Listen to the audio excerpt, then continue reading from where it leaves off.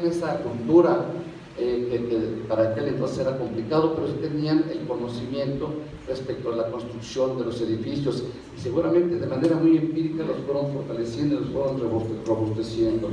Esos picapedreros los hemos visto en antiguos edificios que fueron construidos en la edad gótica, un poco antes del periodo gótico en Europa, como se notan las marcas en algunas catedrales o algunos templos o algunos lugares antiquísimos, no tan solo en Europa, sino también en otros países, en otras civilizaciones y otras culturas. Las cofradías, siempre hemos tenido una contradicción.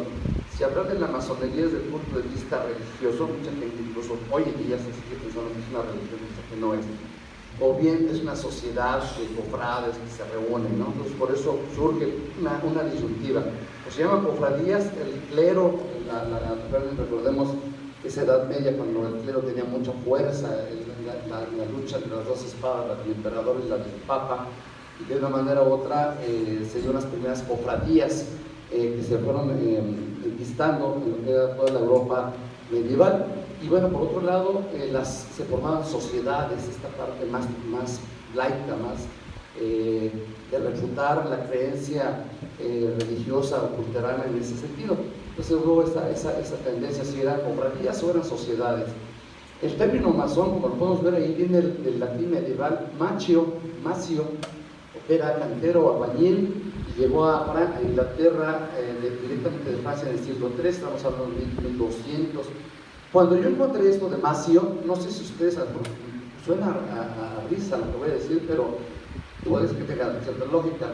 Alguna vez en uno de los episodios de Los Simpsons, Homero quería entrar a los magios, ¿no?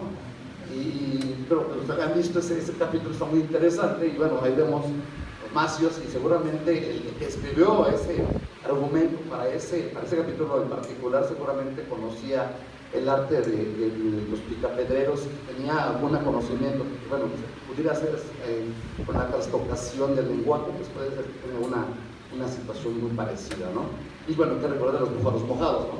También eran muchos de ellos picapedreros, Pablo Marmo, Pedro Picapedra, ¿no?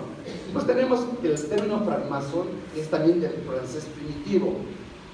Franc significa libre, venía de una raza de Goda del norte de Europa, que son los que poblaron los francos, son los que poblaron la Galia Transisalpina, y ellos fueron los que se encargaron de expulsar todos los vestigios, no solo los ejércitos romanos, sino también los vestigios de la cultura romana, y copiar algunas cosas, pero también expulsar todo esto y reconquistar esa tierra que hoy es la Galia, o de ahí viene el nombre de Francia, por esta raza de gente que venía del norte de Europa.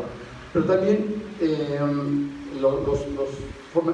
las Galias, las dos Galias, la Transisalpina, que es precisamente donde se encuentra Francia, fue fundada por los francos, que en términos del francés primitivo, franco o franc significa libre.